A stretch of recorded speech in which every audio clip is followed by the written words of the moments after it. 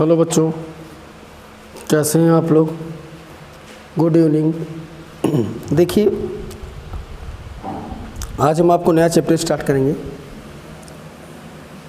वैद्युत धारिता या विद्युत धारिता, electric capacitance. Mission excellence academy Allahabad के ई लर्निंग प्लेटफॉर्म पर आपका हार्दिक स्वागत है।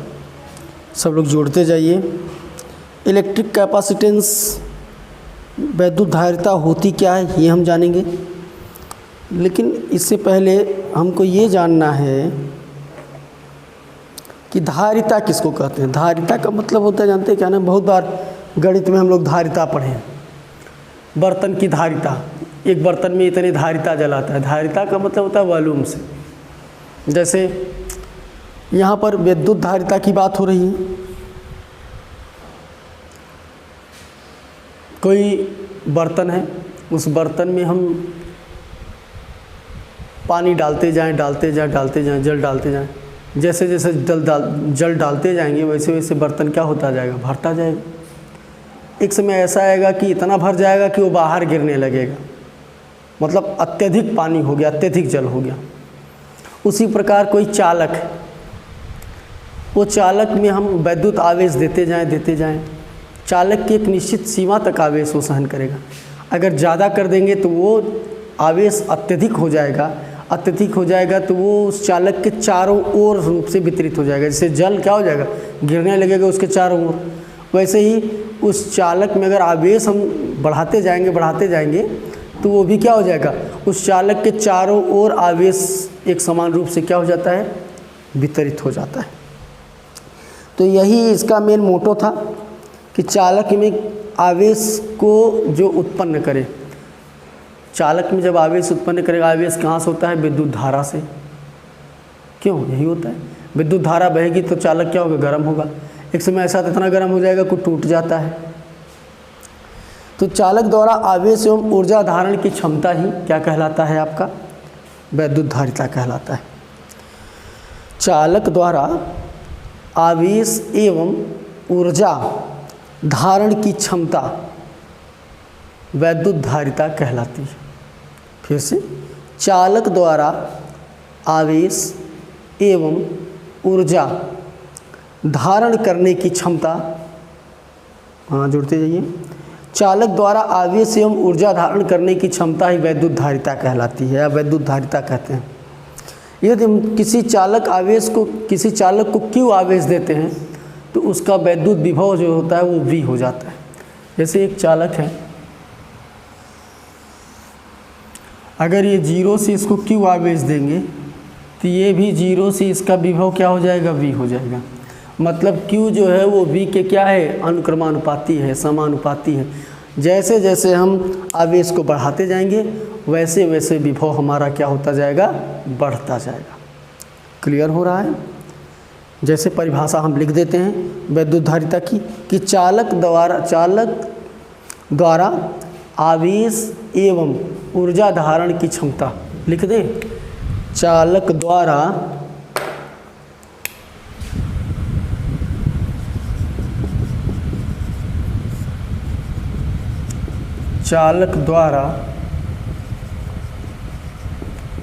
आवेश एवं ऊर्जा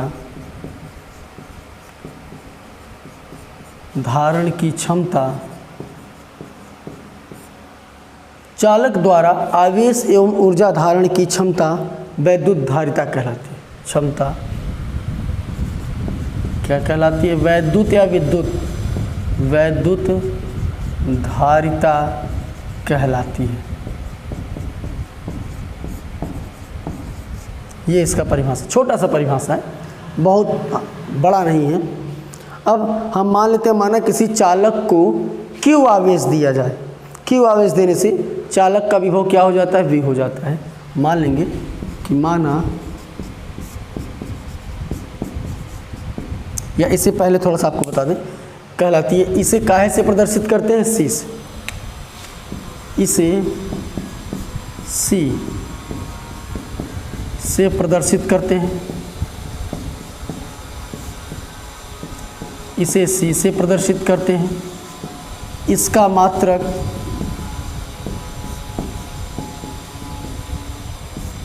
इसका मात्रक क्या होता है? C बराबर होता है Q/V, कूलाम प्रति वोल्ट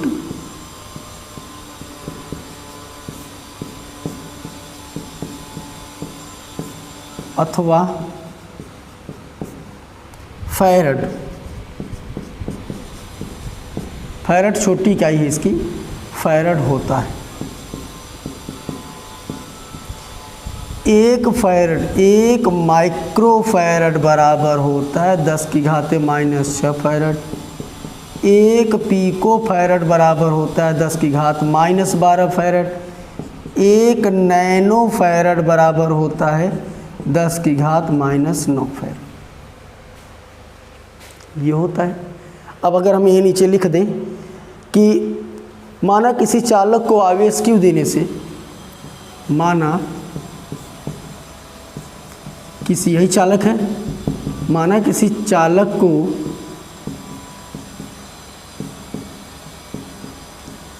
Q आवेश, इस चालक को कितनी आवेश दे रहे हैं? Q। तो Q, माना किसी चालक को Q आवेश देने से चालक का विभव,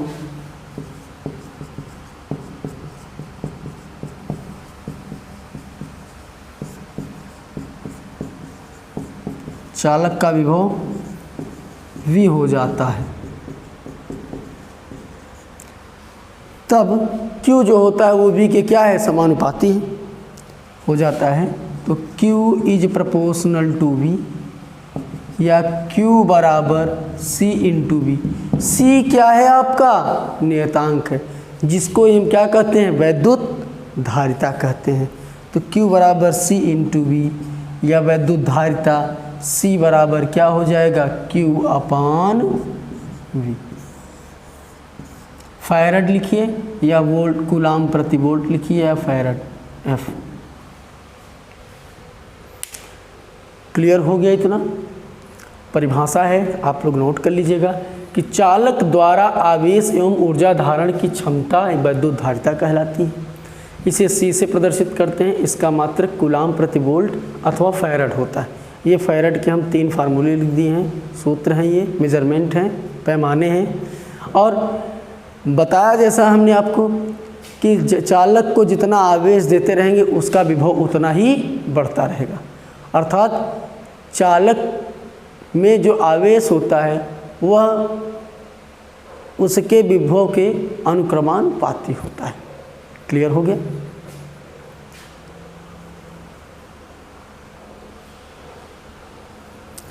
अब अगर आपको थोड़ा सा और लिखना है तो यदि हम विभव को 1 वोल्ट रख लें, तब अगर हम विभव को 1 वोल्ट रखें, यदि हम V बराबर विभव को 1 वोल्ट रख दें, जब 1 वोल्ट रख देंगे विभव को, तो C बराबर क्या हो जाएगा? Q/1, या C बराबर क्या हो गया? Q। अब C बराबर Q मतलब वैद्युत धारिता आवेश के क्या हो जाएगा? तब बराबर होता है। यहाँ हम लिख सकते हैं कि किसी चालक का विभव 1 वोल्ट बढ़ाने के लिए, किसी चालक का विभव 1 वोल्ट बढ़ाने के लिए आवेश की मात्रा को वैद्युत धारिता कहते हैं। यह कैसी राशि है? यह अदिश राशि है। यह कैसी राशि होती है? यह अदिश राशि होती है। ध्यान रहेगा, यह अदिश, क्योंकि इसमें दिशा नहीं होता है, कहीं से भी आवेश उत्पन्न हो जाएगा। यदि चालक का विभव 1 वोल्ट बढ़ा दिया जाए, यदि चालक का विभव 1 वोल्ट बढ़ाने के लिए आवेश की मात्रा को ही विद्युत धारिता कहते हैं। यदि V बराबर 1 वोल्ट रखा गया तो C बराबर Q/V, V की जगह पर हम क्या लिख दिए हैं? 1 वोल्ट। तो C बराबर क्या हो गया है? Q हो गया है। कि किसी चालक का विभव 1 वोल्ट बढ़ाने के लिए आवेश की मात्रा को वैद्युत धारिता कहते हैं। यह अदिश राशि होती है। हम जो डिफिनेशन बोल रहे हैं इसको भी आप लिख सकते हैं, ठीक है।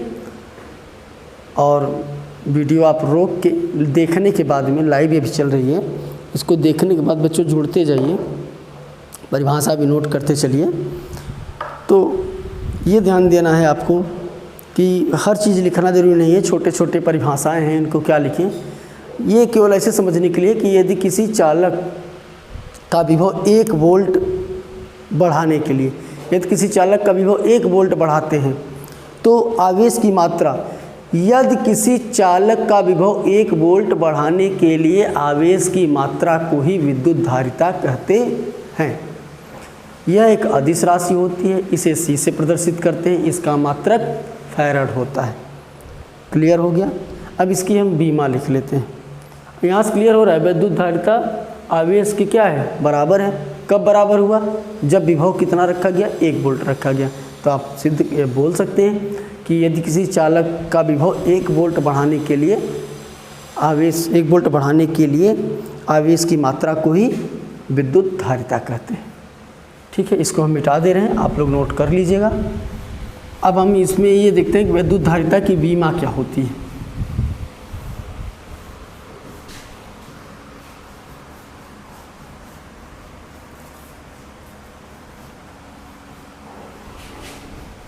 विद्युत धारिता की बीमा,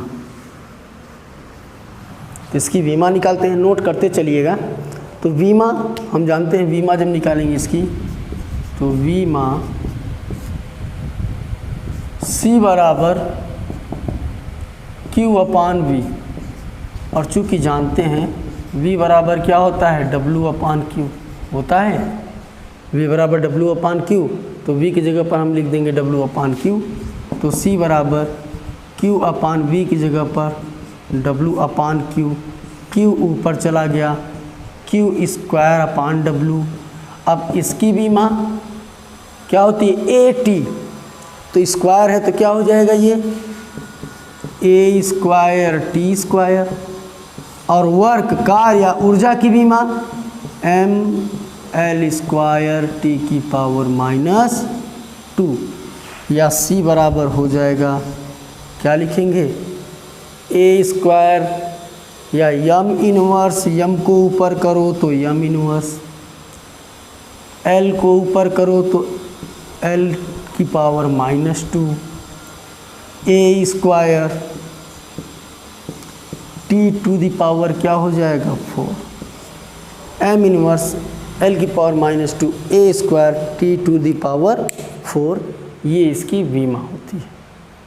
यहाँ से आपको फार्मूला पता ही है, C बराबर Q/V विद्युत धारिता बराबर, तो चूँकि V बराबर क्या हो जाएगा W/Q, तो C बराबर Q और V बराबर क्या है W/Q, Q ऊपर चला गया Q²/W।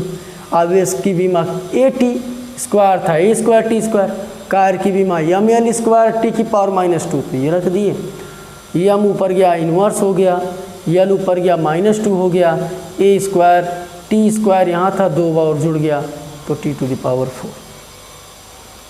ठीक है। अगर हम यहीं पर बात करें कि 2 गोलीय चालकों की धारिता की अगर तुलना किया जाए, कि 2 गोलीय चालकों की धारिता में तुलना या 2 गोलीय चालकों की धारिता की तुलना किया जाए तो क्या हमको मिलता है, ये पता करते हैं। एक हेडिंग टाइप डालेंगे, एक एक चीज़ इसका सीखेंगे, छोटी छोटी चीज़, कि यदि 2 गोलीय चालक हैं,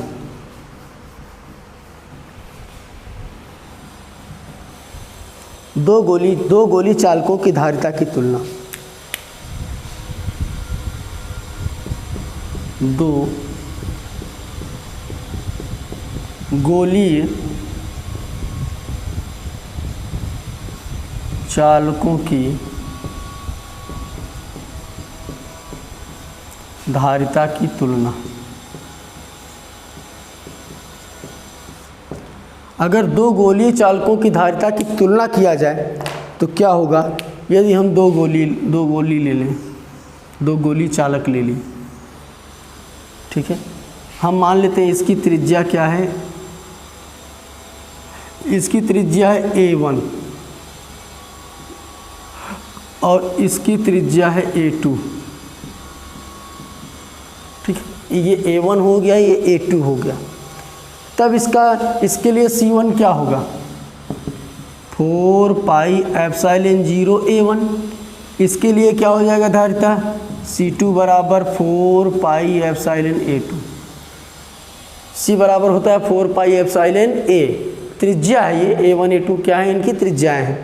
अब जरा इन्हीं में हम एक दूसरे से भाग दे दें तो C1 अपान C2 करेंगे तो 4 पाई एप्सिलॉन A1 अपान 4 पाई एप्सिलॉन A2, ये पूरा कट गया तो C1 अपान C2 बराबर A1 अपान A2।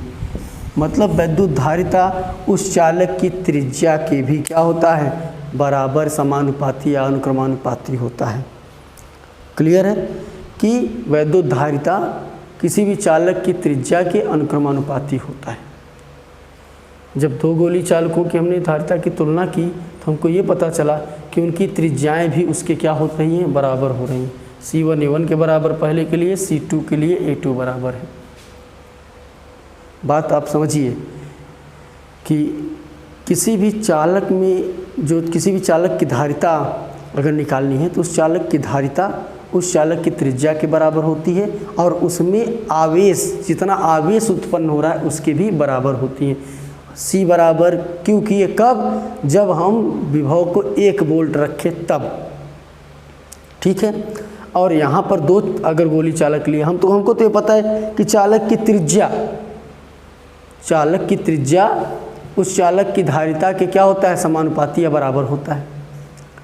और ये भी पता चल गया कि चालक का आवेश भी, चालक में उत्पन्न आवेश जो है वो भी धारिता के क्या होता है, बराबर होता है। बशर्ते कब आवेश बराबर होता है, जब हम विभवांतर 1 वोल्ट रखते हैं, ठीक है। अब अगर हम ये कहा जाए, एक नोट लिख के ये देखा जाए, नोट में पहला नोट ये है कि अगर इस पृथ्वी की बात की जाए कि पृथ्वी की धारिता कितनी होगी, तो पता करते हैं पृथ्वी की धारिता क्या होगी। ये एक पृथ्वी है, यहाँ लिख देते हैं अर्थ, ये पृथ्वी है। पृथ्वी की धारिता हमको पता करना है। तो पृथ्वी की धारिता पता करने के लिए हम ये जानते हैं कि पृथ्वी पर जो होता है विभव वो शून्य होता है। जब पृथ्वी पर विभव शून्य होता है, ये हमेशा जानिए कि पृथ्वी पर विभव क्या होता है, हमेशा शून्य होता है। विभव शून्य ही होता है ना, क्यों, मैंने प्रूव भी कराया इसको। पहले चैप्टर में विभव में आप जाइए देखिए तो वहाँ पर वैद्युत द्विध्रुव आघूर्ण के कारण वैद्युत विभव, जिसमें अच्छी और निरक्षी स्थित होती है, बताए थे आपको। तो C बराबर फार्मूला होता है Q अपान V, तो C बराबर Q अपान V। ये देखिए हर में 0 आ गया, हर में 0 आ गया तो क्या हो गया, ये अनंत हो गया ना। तो यहाँ पर लिख दें कि पृथ्वी की धारिता अनंत होती है। यहाँ लिख दीजिए पृथ्वी की धारिता,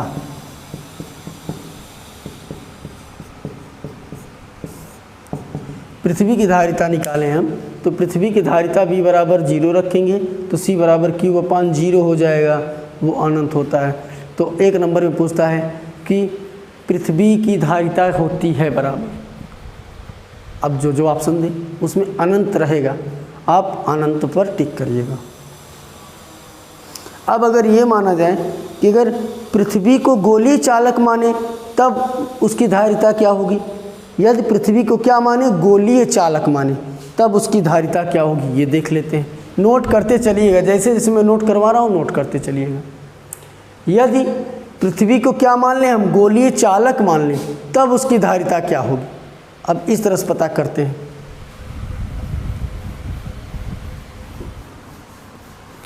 यदि पृथ्वी को गोलीय चालक माने तब उसकी धारिता क्या होगी।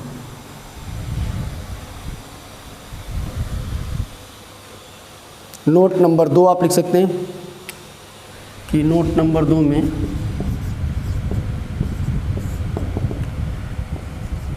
पृथ्वी को गोलीय चालक माने तब क्या होगा।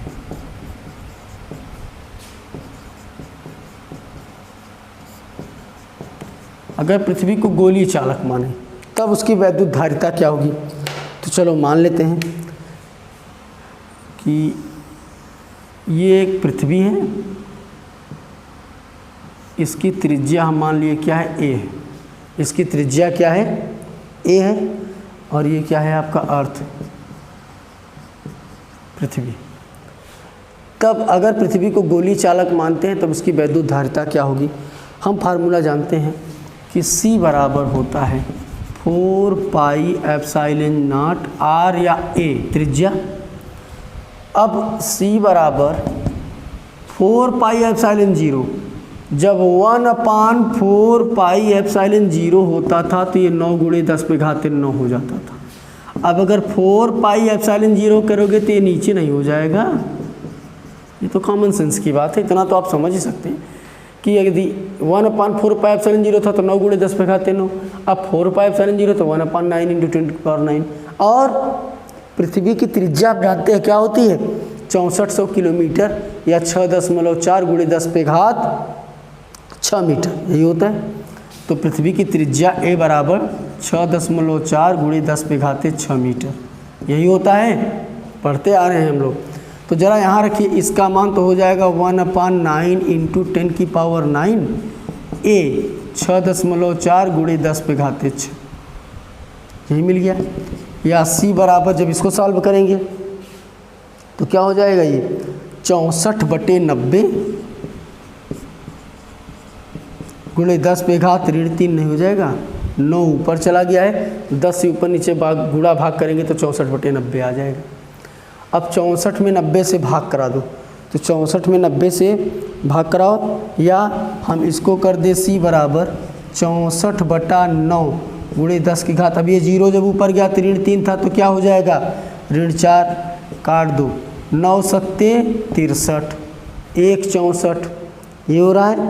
फिर 7 × 1 = 7, 9 × 7 = 63, 1 64, 1 10 बन गया, 7 × 1 = 7, ये तो बन रहा है 9 × 7 = 63, 1 64, 1 बचा, 0.12 ले गए, ठीक है। तो 9 × 1 = 9, 1 10, फिर 1 आ गया तो 7.11, तो C बराबर मिल गया 7.11 × 10⁻⁴ फैरड, ये आ रहा है। अगर हम इसी को थोड़ा सा और सही से लिखें तो हो जाएगा C बराबर 7.11 था, ऋण 4 है, यहीं पर ऋण 6 लिखेंगे तो क्या हो जाएगा, ये 711 × 10⁻, क्या हो जाएगा, ऋण 6 फैरड। या C बराबर 711 डायरेक्ट लिख दो माइक्रो फैरड। 1 माइक्रो फैरड बराबर 10⁻⁶ फैरड, तो यहाँ ऋण 6 हटाएंगे तो क्या लग गया, माइक्रो फैरड। मतलब पृथ्वी को अगर गोलीय चालक माने तब उसकी विद्युत धारिता 711 माइक्रो फैरड होती है।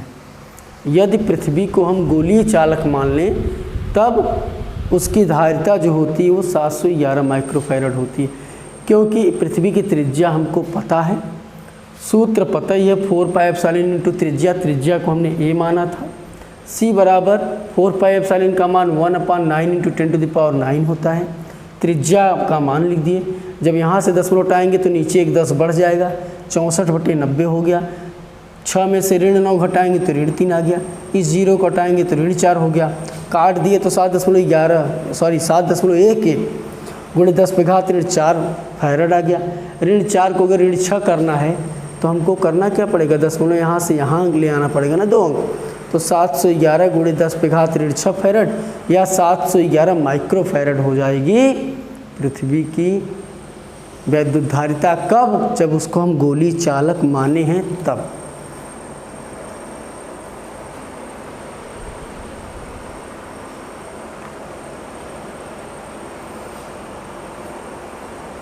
अब हम बात करते हैं कि हाँ बेटा, नहीं समझ में आ रहा है,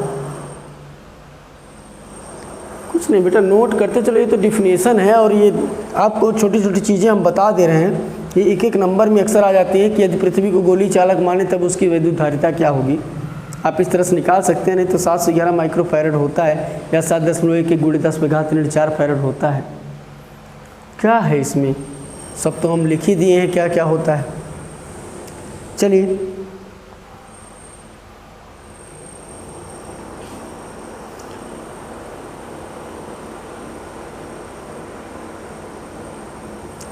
अब किसी चालक की विद्युत स्थितिज ऊर्जा क्या होती है ये जानेंगे। हेडिंग डालेंगे किसी चालक की विद्युत स्थितिज ऊर्जा।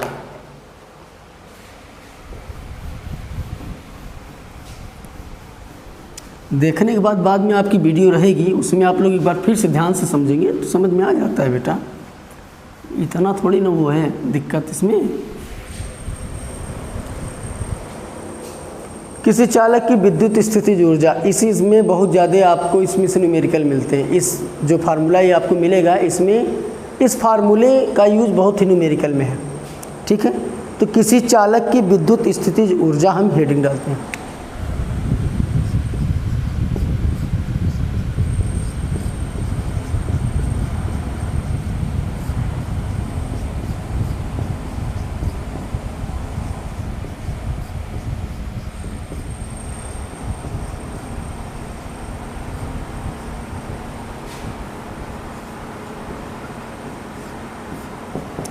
किसी चालक की विद्युत स्थितिज ऊर्जा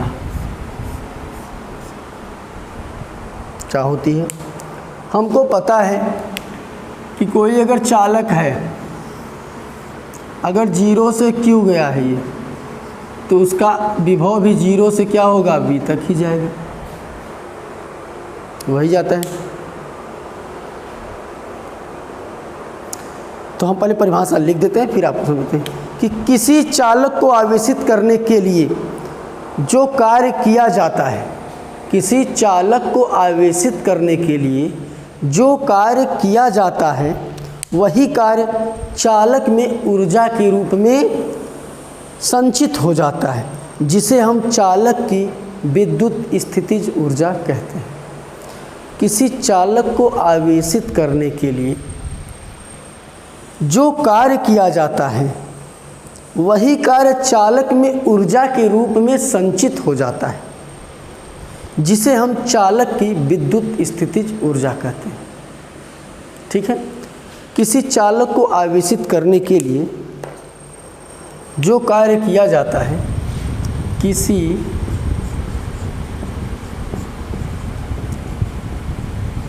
चालक को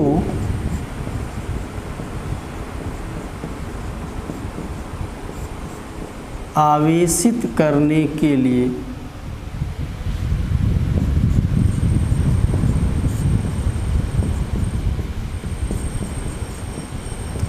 जो कार्य किया जाता है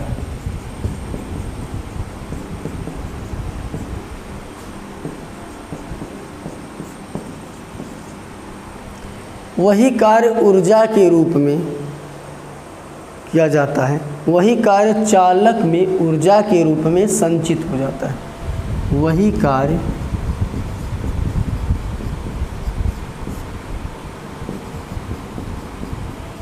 चालक में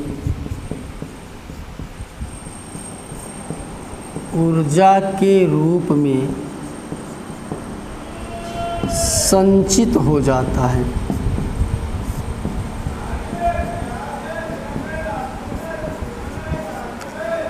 ऊर्जा के रूप में संचित हो जाता है, जिसे हम चालक की विद्युत स्थितिज ऊर्जा कहते हैं, जिसे हम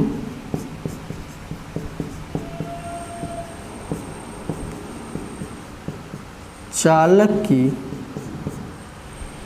विद्युत स्थितिज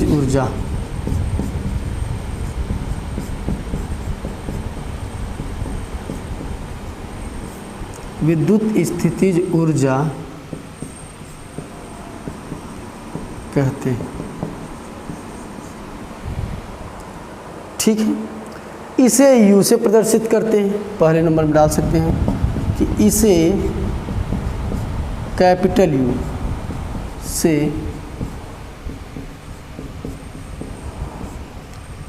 प्रदर्शित करते हैं, इसे हम कैपिटल U से प्रदर्शित करते हैं। इसका मात्रक दूसरे नंबर पर लिख देना, इसका मात्रक देखिए, एक तो होता है इसका मात्रक जूल, MKS में यही होता है, एक होता है इसका मात्रक क्या, जूल, जो होता है किसमें, M KS सिस्टम में।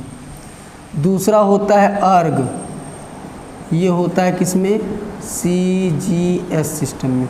और एक हम पढ़ते हैं 1 EV इलेक्ट्रॉन वोल्ट, तो 1 EV इक्वल होता है 1 इलेक्ट्रॉन वोल्ट इक्वल क्या होता है, 1.6 गुणे 10 पे घाते ऋण 19 जूल। 1.6 गुणे 10 पे घात ऋण 19 जूल। इलेक्ट्रॉन वोल्ट भी हम लोगों ने पढ़ा है, इसलिए हम इसको दे दिए। इलेक्ट्रॉन वोल्ट भी ऊर्जा का ही मात्रक है। अर्ग CGS प्रणाली में ऊर्जा का मात्रक है, जूल MKS प्रणाली में ऊर्जा का मात्रक है। जब किसी चालक में 0 आवेश रहता है तो उस पर विभव भी 0 होता है। जब किसी चालक को जितना भी आवेश दिया जाएगा उस पर उतना ही विभव प्राप्त होगा। तो अगर 0 से Q गए तो हम किसी चालक की विद्युत स्थिति ऊर्जा को हम कैसे डिफाइन कर सकते हैं कि किसी चालक को आवेशित करने के लिए जो कार्य किया जाता है वही कार्य चालक में ऊर्जा के रूप में संचित हो जाता है, जिसे हम चालक की विद्युत स्थितिज ऊर्जा कहते हैं। ठीक है, अब सूत्र का निगमन कर लेते हैं। सूत्र का क्या कर लेते हैं, हम निगमन कर लेते हैं। यहाँ से इसको हटा देना है, 0 से Q और 0 से भी गया। सूत्र का निगमन करते हैं।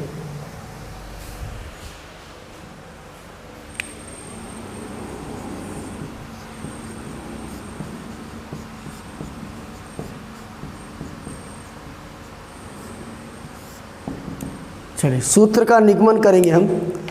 तो चालक का औसत विभव क्या है, चालक का औसत विभव, जो आपका ये चालक था 0 से क्या हुआ था Q, तो यहाँ 0 से कहाँ तक गया था, V तक। तो चालक का औसत विभव पहले 0 था, बाद में क्या हो गया V, तो 0 + V/2 या यही हो गया V/2। चालक का औसत विभव क्या हो गया, पहले 0 से V तक गया तो 0 + V/2। औसत चाल ऐसे औसत ऐसे निकालते हैं ना, दोनों को जोड़ के आधा कर देते हैं, इतना मिल गया। और किया गया कार्य जो होता है W बराबर जो किया गया कार्य है, चूँकि किया गया कार्य W बराबर होता है V × Q। V मतलब औसत विभव, Q मतलब आवेश। तो W बराबर औसत विभव क्या मिला है, V/2 × Q। W बराबर V/2 × Q। तो W बराबर V/2 × Q, क्या W U के बराबर नहीं होता है, तो जहाँ W है वहीं U रख दो, तो U बराबर 1/2 QV जूल। एक फार्मूला तो ये मिल गया। अब यहाँ से थोड़ा सा हम ये जानेंगे कि Q बराबर क्या होता है, C × V होता है, क्योंकि Q बराबर C × V होता है कि नहीं होता है। C बराबर Q/V, विद्युत धारिता इक्वल कूलाम बटे वोल्ट। तो Q बराबर C/V और C × V, तो जहाँ Q है वहाँ CV लिख दोगे तो अब स्थितिज ऊर्जा क्या हो जाएगी, हाफ Q की जगह CV है तो क्या हो जाएगा, हाफ CV²। Q की जगह CV रख देंगे तो हाफ CV² आ जाएगा। अब V की जगह अगर रखना हो, इसको नोट कर लिए हो तो आगे चलते हैं, इसको आप लोग नोट कर लिए हो तो आगे चलते हैं, या वीडियो बाद में रोक के नोट कर लीजिएगा।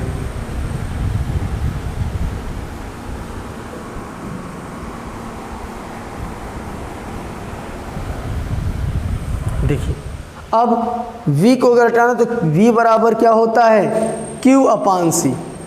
चूँकि V बराबर होता है Q/C, भाई C बराबर Q/V या Q बराबर CV, क्यों Q बराबर CV लिख लिए हैं, तो V बराबर Q/C इसी में ज़रा रखिए, तब स्थितिज ऊर्जा U बराबर 1/2 CV। V का मान क्या है, Q/C का होल स्क्वायर हो जाएगा, या U बराबर 1/2 C × क्यू स्क्वायर अपान सी स्क्वायर, एक सी से एक सी कैंसिल हो गया, या u बराबर 1/2 क्यू स्क्वायर अपान सी, क्यू स्क्वायर अपान सी, ये जूल हो गया। इन सब का प्रयोग हम कब करते हैं? जब न्यूमेरिकल आपके मिलेंगे तब करते हैं, ठीक है। तो इन सब का आपको ध्यान देना है, और जितना हमने बताया है उसको आप लोग नोट कर लीजिएगा। नोट करने के बाद में आप लोग इसको याद भी करते चलिएगा, नोट्स ज़रूर बना लीजिए। तो इसके आगे फिर हम कल देखेंगे। आज के लिए बच्चों इतना ही, इतना आप लोग पहले तैयार कर लीजिएगा। धन्यवाद, गुड नाइट, शुभ रात्रि। और बच्चों जो नए हैं वो सब्सक्राइब कर दिया करें, और जो पुराने वो थोड़ा शेयर और कमेंट कर दिया करिए बेटा, ठीक है। Okay, good bye.